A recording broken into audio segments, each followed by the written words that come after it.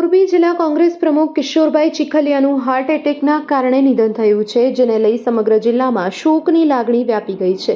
કિશોરભાઈ ચીખલિયા મહેન્દ્રનગર વિસ્તારમાં સાંજે ચૂંટણીલક્ષી મુલાકાત માટે ગયા હતા અને ત્યાં મુલાકાત દરમિયાન અચાનક તેમની તબિયત બગડી હતી અને તેમને મેજર હાર્ટ એટેક આવ્યો હતો. તેમને તાત્કાલિક સારવાર માટે હોસ્પિટલ પણ લઈ જવાની તૈયારી કરાઈ, પરંતુ હોસ્પિટલ પહોંચે તે પહેલા જ તેમનું અવસાન થયું હતું.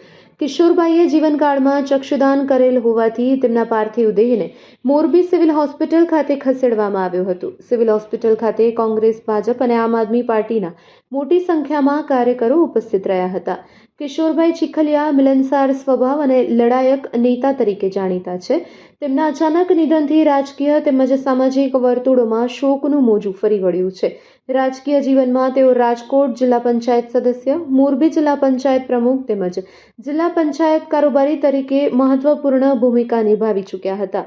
હાલમાં તેઓ મોરબી જિલ્લા કોંગ્રેસની કમાન સંભાળી રહ્યા હતા. જ્યારે તેમની સ્મશાન યાત્રા નીકળી ત્યારે બહોળી સંખ્યામાં મોરબીવાસીઓ ઉપસ્થિત રહ્યા હતા. તેમના અચાનક નિધનથી પરિવારજનો અને સમર્થકોમાં વધુ વ્યથા અને શોકની લાગણી વ્યાપી ગઈ છે. મોરબી જિલ્લામાં કોંગ્રેસને મજબૂત બનાવવામાં કિશોરભાઈ ચીખલિયાનો મહત્વપૂર્ણ ફાળો રહ્યો હોવાનું માનવામાં આવે છે.